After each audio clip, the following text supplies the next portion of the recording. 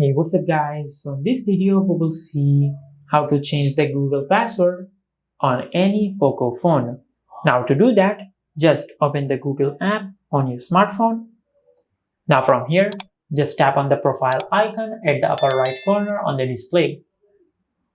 Now from here, just tap on Google account.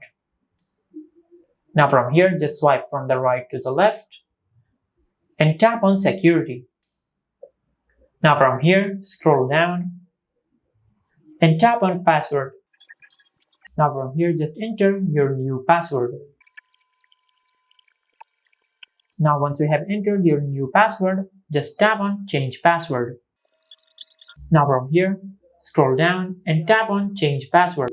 Now as you can see, we have successfully changed the password of our Google account. And this is how you can change the Google password on any Poco phone. If you found this video helpful, please like the video and subscribe to the channel and hit the bell icon to get notified when we upload a new video.